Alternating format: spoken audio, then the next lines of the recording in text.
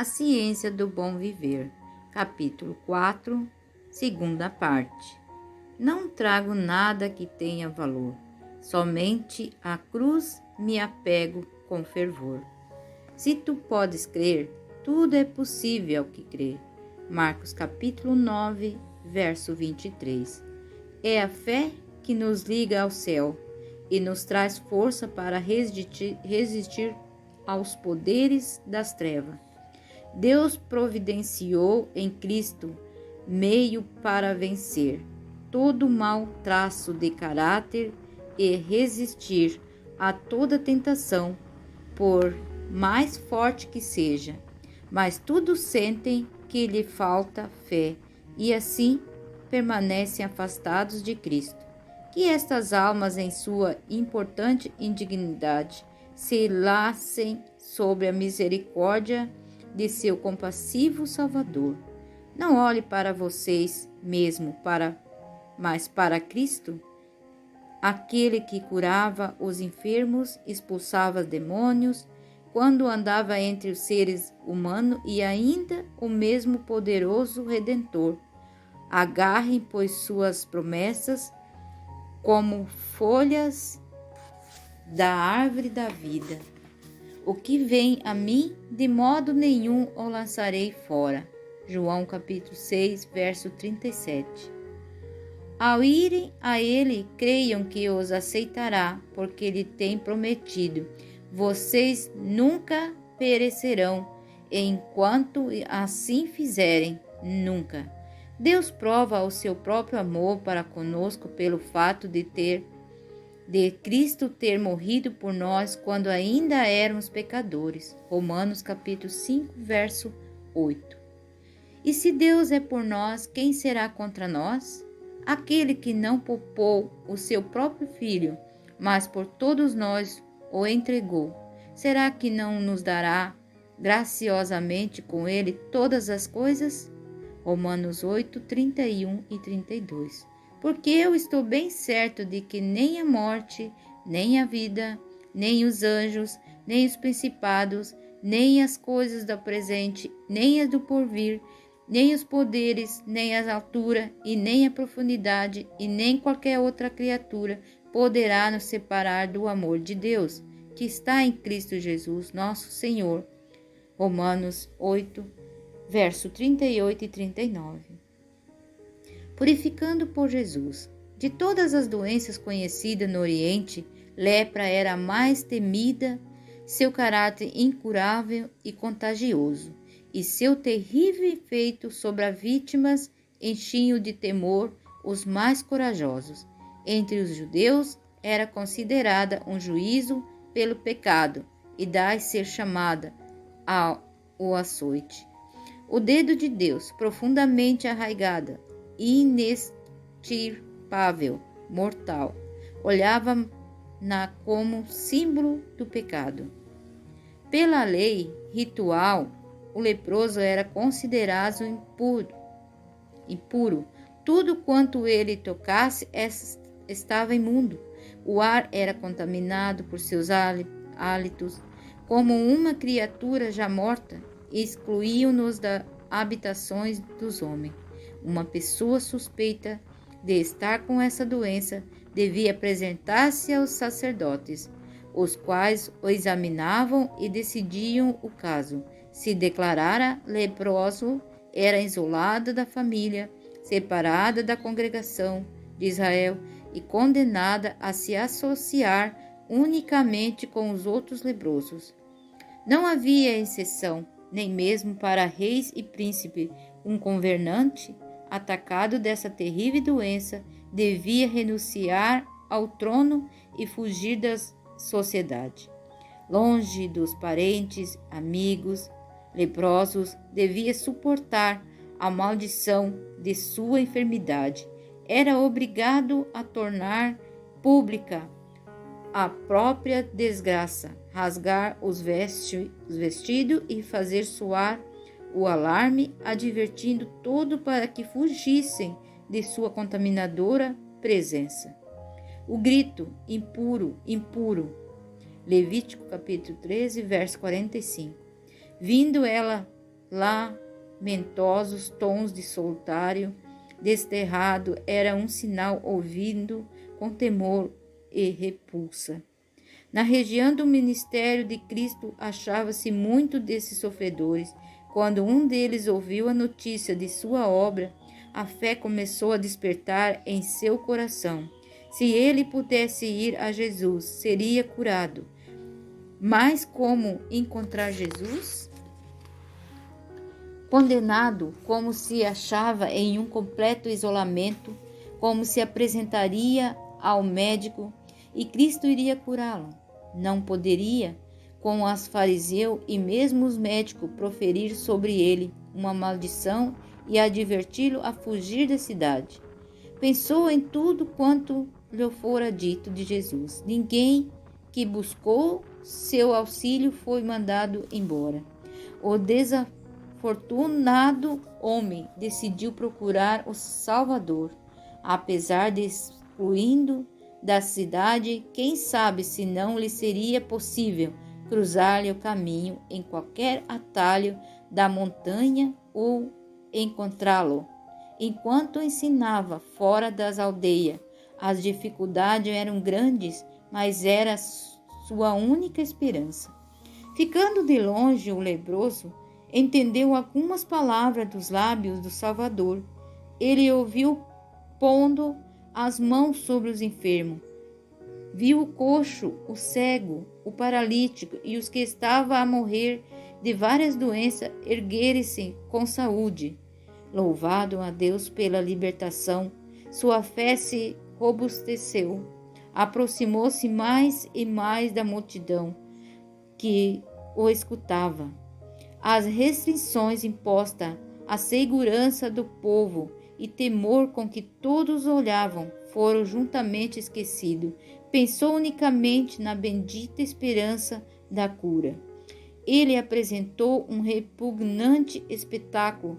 A doença lhe fizera tremendas marcas e seu corpo em decadência era horrível de se ver. Ao avisá-lo, o povo recuou em seu terror, atropelavam-se uns aos outros para escapar do contato com ele. Alguns tentavam impedi-lo de se aproximar de Jesus, mas em vão. Ele nem os ouviu, nem os ouviu. Suas expressões de repugnância não o atingiram. Viu apenas o Filho de Deus, ouvindo unicamente a voz que comunicava a vida. Avançando para Jesus, atirou-se aos seus pés com um grito: Senhor, se quiser, pode me purificar. Mateus capítulo 8, verso 2. Jesus respondeu: Quero sim, fique limpo. Mateus 8, verso 3. E pôs as mãos sobre ele. Imediatamente se operou uma mudança no leproso. Seu sangue tornou-se sadio, os nervos sensíveis e firmes aos músculos. A pele de uma cor branca, fora de natural, escamosa, peculiar. A lepra desapareceu e sua carne ficou semelhante à de uma criancinha. Se os sacerdotes soubessem os fatos referentes à cura do leproso, seu ódio para com Cristo os levaria a dar uma sentença desonesta. Jesus desejava assegurar uma decisão imparcial. Pediu, portanto, ao homem que a ninguém contasse a cura, mas se apresentasse sem demora no templo com uma oferta, antes que qualquer rumor acerca do milagre se espalhasse. Antes que a sacerdote pudessem aceitar tal oferta, exigia-se deles que examinassem a oferta e se certificassem de sua completa cura. Esse exame foi feito e o sacerdote que havia condenado o leproso ao exílio testificaram da cura. O homem restabelecido foi restituído à família e à sociedade. Sentiu que a dádiva da saúde era muito preciosa, regozijava-se na vigor da varonilidade em servir entre os seus. Não obstante a advertência de Jesus, ele não podia, por mais tempo, ocultar sua cura. E foi alegremente proclamando por todos os lugares o poder daquele que o tinha curado. Quando esse homem chegou a Jesus, estava coberto de lepra. Lucas capítulo 5, verso 12. Seu mortal veneno enchia-lhe o corpo todo. Os discípulos tentaram impedir que seu mestre a tocasse, pois aquele que tocasse nem num leproso ficaria também imundo.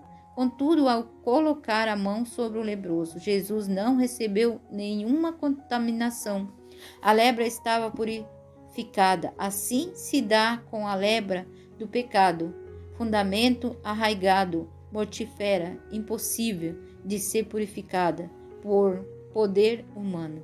Toda a cabeça está doente e todo o coração está enfermo, desde a planta dos pés até o alto da cabeça. Não há nada são, a não ser feridas, contusões e chagas abertas. Isaías capítulo 1, versos 5 e 6. Jesus, porém, vindo habitar na humanidade, não recebeu nenhuma contaminação.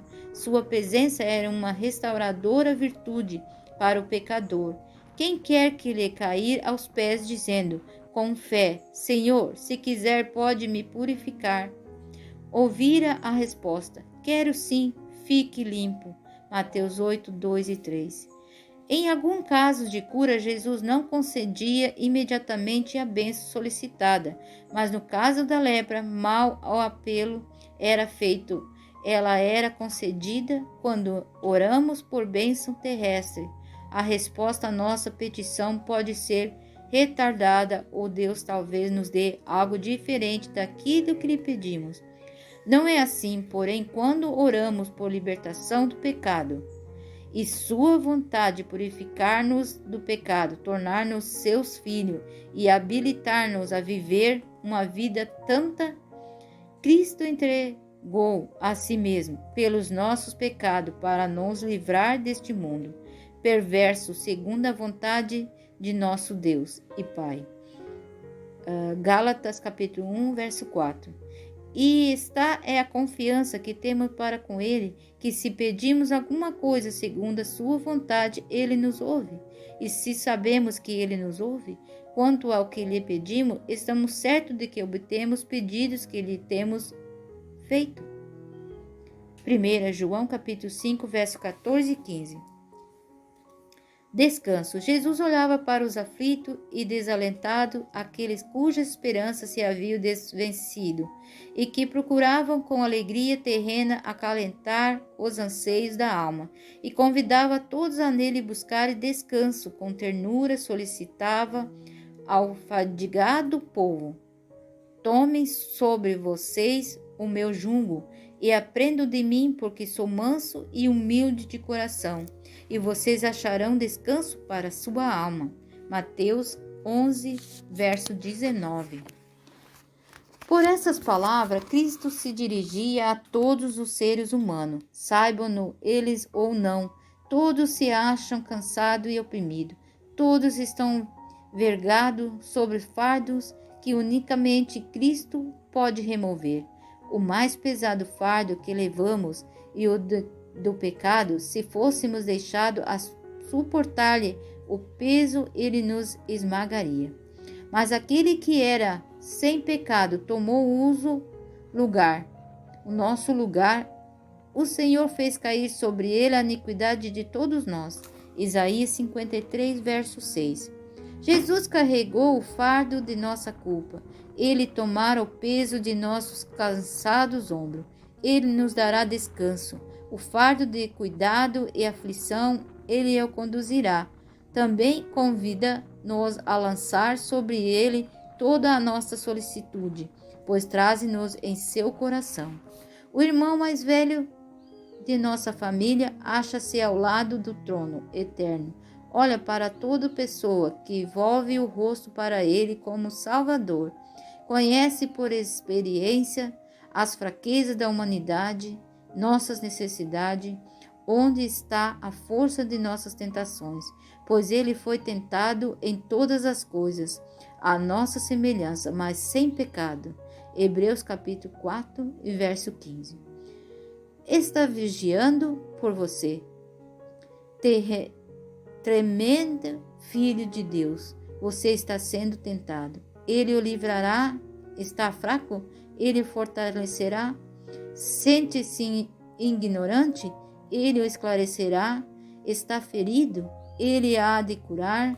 O Senhor conta o número das estrelas, entretanto sara os que têm o coração aquebrantado e trata as feridas deles. Salmos 147, verso 4 e 3. Seja mais forem suas ansiedades, sejam quais forem suas ansiedades e provações, e exponha o caso perante o Senhor, seu espírito será fortalecido para a resistência. O caminho se abrirá para você se libertar de todo embaraço e dificuldade. Quanto mais fraco e impotente você se reconhecer, tanto mais forte se tornará. Na dúvida, força. Quanto mais pesados forem seus fardos, tanto mais abençoado será o descanso e em os laços sobre seu ajudador. A circunstância pode separar amigos, as ondas desassossegado do vasto mar, pode enrolar entre nós e eles. Nenhuma circunstância ou distância, porém, nos pode separar da Salvador. Estejamos onde estivemos, ele se acha à nossa mão direita para sustentar, manter, proteger e animar. Maior que o amor de uma mãe por seu filho é o de Cristo por seus redimidos. E nosso privilégio descansar em seu amor e dizer: nele confiarei, pois deu a sua vida por mim. O amor humano pode mudar, mas o de Cristo não conhece variação. Quando a ele chamamos por socorro, sua mão está estendida para nos salvar. Mesmo que os montes se retirem e as colinas sejam removidas, a minha misericórdia não se afastará de você, e a minha aliança de paz não será removida, diz o Senhor que se compadece de você. Isaías, capítulo 54, verso 10.